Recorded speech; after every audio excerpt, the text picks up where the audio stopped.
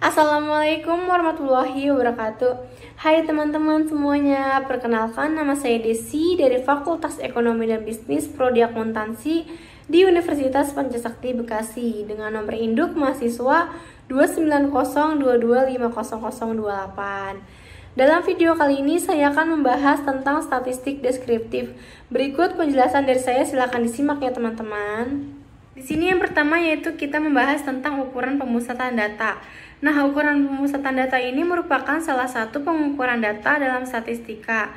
Ukuran pemusatan data terdiri dari perhitungan rata-rata atau mean, nilai tengah atau median, dan nilai yang sering muncul atau bisa disebut dengan modus. Di sini kita membahas rata-rata dulu atau mean. Nah, rata-rata adalah suatu bilangan yang mewakili sekumpulan data. Nah, mean dilambangkan dengan simbol X bar.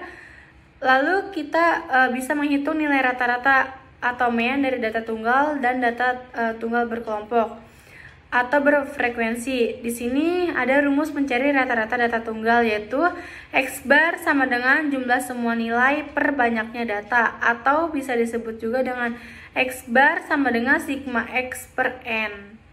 Di sini ada contoh soal data tunggal, yaitu nilai ujian matematika kelas 8A, yaitu ada 5, 9, 7, 8, 6, 5, dan seterusnya. Nah, angka 5, 6, 7, 8, 9 dari data di atas tersebut adalah datum atau bisa dibilang masing-masing angka yang ada pada suatu data. Nah, penyelesaiannya yaitu kita masukkan rumusnya, yaitu X bar sama dengan jumlah semua nilai per banyaknya data. Nah, di sini kita jumlahin dulu nilai-nilai yang ada di atas, yaitu kita jumlahin per banyaknya data. Kita hitung ada berapa datanya. Sehingga hasilnya itu adalah 201 per 30, maka hasilnya adalah 6,7. Jadi rata-rata dari data tersebut adalah 6,7. Selanjutnya di sini rumus mencari rata-rata data kelompok. Rumusnya itu di sini tertera ya teman-teman. Bisa dilihat sendiri, dan juga ada contoh soal mencari rata-rata atau mean berkelompok. Nah, soalnya itu data nilai ulangan harian IPA kelas 81, berapa banyak siswa di kelas itu yang nilainya lebih dari rata-rata. Di sini nilainya ada 5, 6, 7, 8, 9, 10, dan frekuensinya ada 9, 10, 12, 6, 2, dan 1. Nah, penyelesaiannya kita cari dulu nih rata-rata pakai rumus data tunggal berkelompok, yaitu rumusnya adalah sigma X bar sama dengan sigma F dikali N lalu dikali X N per sigma F. Lalu kita masukkan X bar sama dengan nilainya itu 5 dikali 9, lalu 6 dikali 10, ditambah 10 kali 7 kali 12, ditambah 8 dikali 6, dan ditambah 9 kali 2, dan 10 per 1. Per banyaknya data yaitu ada 9 ditambah 6 ditambah 10 ditambah 12 ditambah 6 ditambah 2 ditambah 1, sehingga hasilnya adalah 265 per 40, dan hasilnya adalah 6,625. Jadi diperoleh nilai rata-ratanya adalah 6,625 karena yang ditanya di soal itu banyak siswa yang nilainya di atas rata-rata, maka nilainya ada 7 sampai 10. Kalau kita total semua jumlah siswanya ada sebanyak 20. Yang kedua yaitu median atau data tengah. Data tengah atau median adalah datum yang letaknya di tengah suatu kumpulan data. Nah, tetapi dengan syarat datanya sudah diurutkan dari yang terkecil hingga yang terbesar. Median dapat dilambangkan dengan ME. Nah, kunci untuk mencari nilai median ini harus perhatikan jumlah data yang ada. Misalnya datanya itu ganjil atau genap. Karena beda jumlah data, beda juga dengan rumusnya. Berikut rumus mencari median berdasarkan data ganjil dan data genap. Di sini bisa dilihat ya teman-teman untuk rumus data ganjil dan data genapnya. Nah, untuk data berjumlah ganjil kita bisa langsung ambil angka tengahnya, tapi untuk data berjumlah genap akan ada dua angka ya. Di sini ada contoh soal mencari median. soal nomor 1, yaitu median dari data 7, 8, 8, 9, 4, 3, 7, 9, 5, 7, 6, 5, 6 adalah. Nah, penyelesaiannya, ingat jangan lupa urutkan dari yang terkecil ke yang terbesar. Kita urutkan dulu, dari yang terkecil ada 3, 4, 5, dan seterusnya, sehingga jumlah datanya N-nya yaitu adalah 13, itu termasuk data yang ganjil dong. Nah, maka bisa menggunakan rumus median untuk data ganjil, yaitu kita masukkan rumusnya ME sama dengan X N ditambah 1 per 2.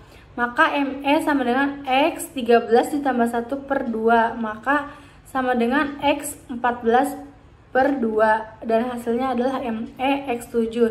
Nah, cari data ke-7. Data ke-7 ini adalah angka 7, sehingga diperoleh nilai mediannya. Nah, di sini ada soal nomor yang kedua, yaitu contoh median data berkelompok. Nah, median dari data berikut adalah ada nilai frekuensinya 5, 6, 7, 8, 9, 10, dan frekuensinya ada 9, 10, 12, 6, 2, dan 1. Nah, penyelesaiannya yaitu kita hitung dulu banyaknya data yang ada. Karena datanya genap, maka kita menggunakan rumus median untuk data genap, yaitu di sini ada rumusnya. Bisa dilihat ya teman-teman. Lalu kita memasukkan rumusnya, itu X20 sama dengan 7 dan X21 sama dengan 7. Nah, X20 sama dengan 7 ini dapat dari mana? Karena di data ke-20 ini adalah angka 7. Lalu kita masukkan lagi rumusnya, ME sama dengan X20 ditambah X21 per 2. Maka 7 ditambah 7 per 2, hasilnya adalah 7. Jadi diperoleh nilai mediannya yaitu 7. Selanjutnya yang ketiga, di sini ada modus atau nilai yang sering muncul. Nah, modus adalah nilai yang paling sering muncul. Jadi dalam kelompok data, jika ada angka yang paling banyak ada atau paling sering muncul, itulah yang dinamakan modus. Biasanya modus dilambangkan dengan MO. Nah, kalau data yang diperoleh merupakan data tunggal, berkelompok, atau data yang dikelompokkan ke dalam tabel, maka bisa langsung lihat datum atau nilai dengan frekuensi paling tinggi. Contoh soalnya yaitu dari data 1, 3, 5, 6, 7, 6, 6, 8, dan 9. Tentukan modusnya. Nah, dari data tersebut terlihat dong bahwa nilai 6 yang paling sering muncul. Di situ ada muncul 3 kali, sehingga modusnya adalah sudah ketahuan 6. Di sini yang kedua ada modus data berkelompok. Nah, untuk menghitung modus data berkelompok ini, rumus yang digunakan adalah modus atau bisa dilambangkan dengan MO sama dengan L ditambah D1 per D1 ditambah D2 dikali I. Nah, untuk keterangannya, L itu tepi bawah kelas modus, D1 itu selisih frekuensi kelas modus dengan frekuensi kelas sebelumnya, D2 yaitu selisih frekuensi kelas modus dengan frekuensi kelas setelahnya, dan I itu adalah interval kelas.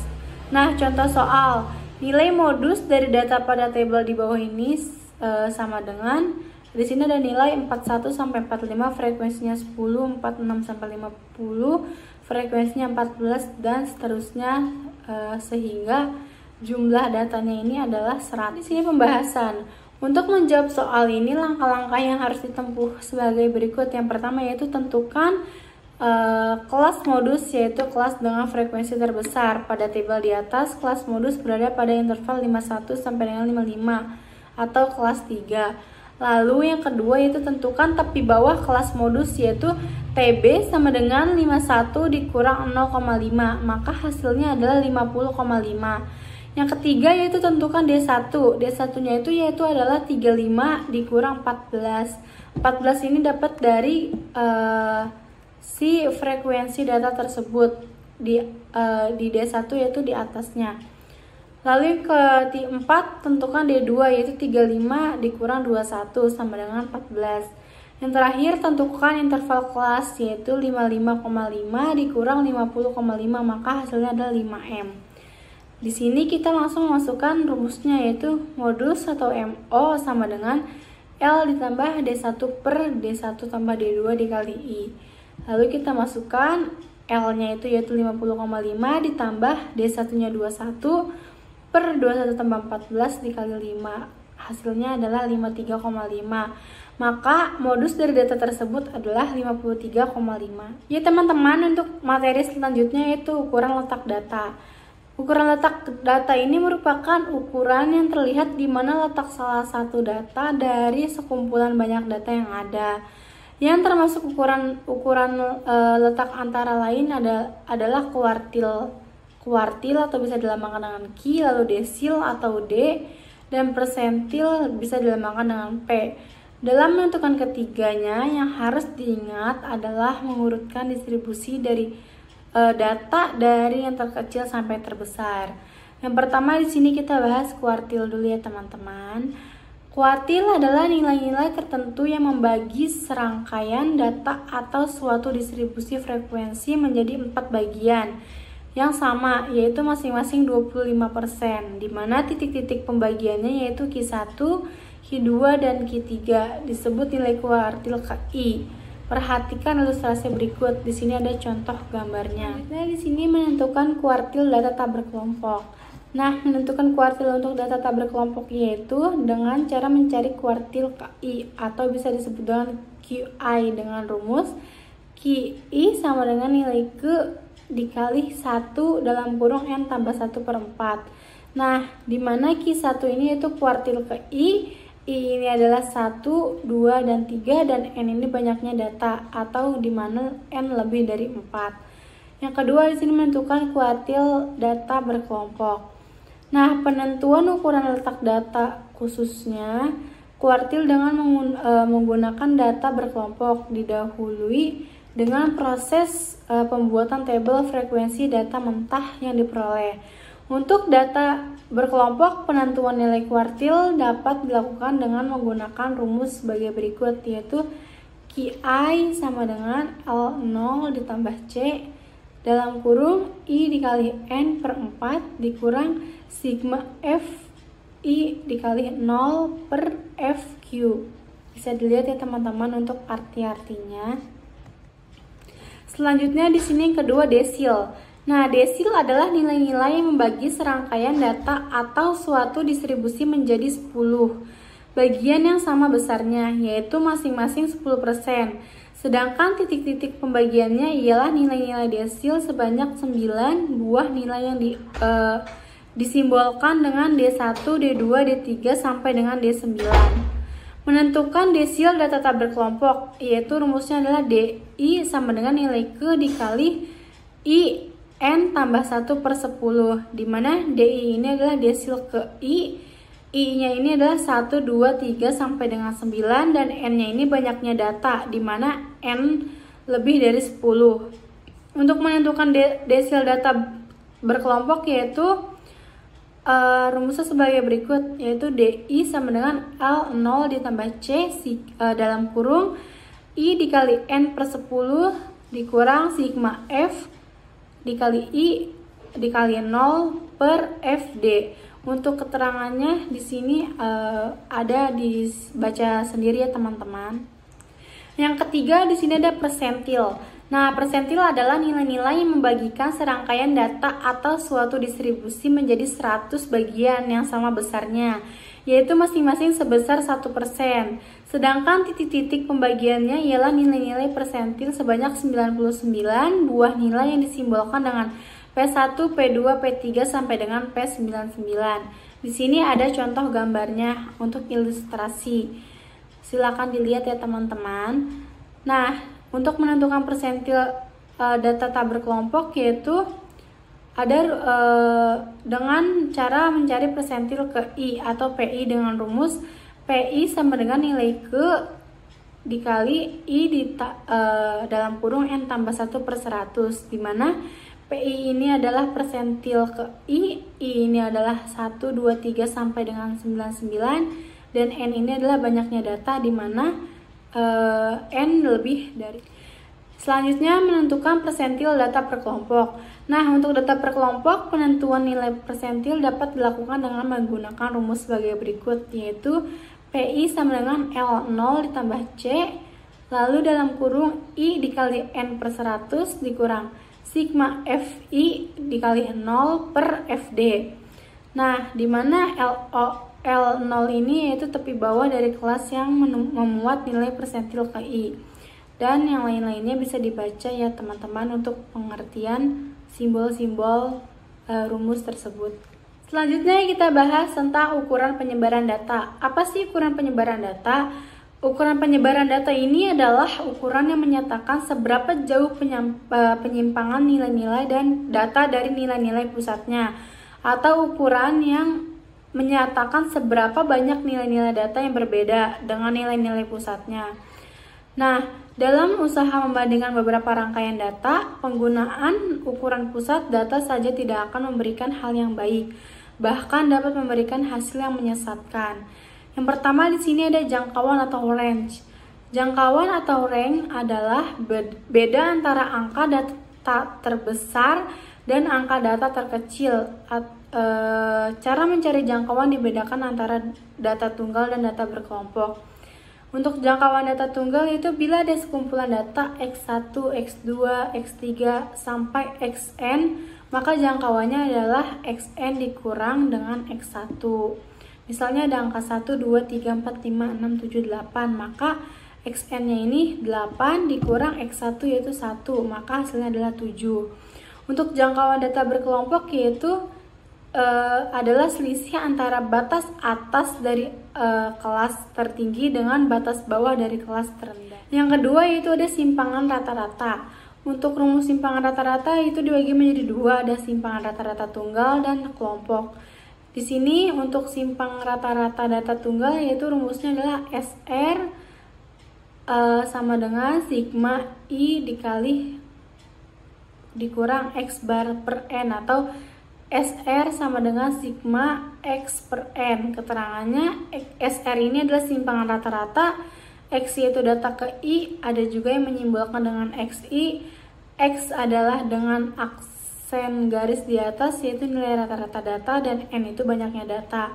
Untuk rumus simpangan rata-rata data kelompok yaitu SR sama dengan sigma FI dikali XI dikurang X bar per sigma F. Yang ketiga di sini ada varians. Nah, varians biasanya diajarkan pada ilmu statistik untuk mengukur tingkat keamanan atau kedekatan dalam suatu kelompok.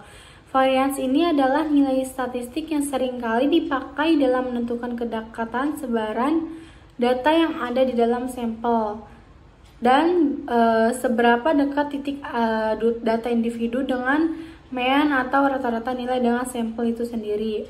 Untuk varians, rumusnya juga dibagi menjadi dua, ada varians data tunggal dan varians data kelompok. Di sini bisa dilihat ya teman-teman untuk rumus varians data tunggal dan data kelompoknya. Lalu yang keempat di sini ada simpangan baku. Simpangan baku atau disebut juga deviasi standar merupakan akar dari jumlah kuadrat deviasi dibagi banyaknya data. Simpangan baku sering dilambangkan dengan S. Nah, simpangan baku juga dibagi menjadi dua, yaitu ada rumus simpangan baku tunggal dan kelompok. Untuk simpangan baku tunggal yaitu S sama dengan akar dari sigma N I dikurang 1 dikali XI dikurang X bar kali 2 per N. Untuk S itu adalah simpangan baku, XI adalah data ke I, X adalah rataan hitungan, dan N itu banyaknya data.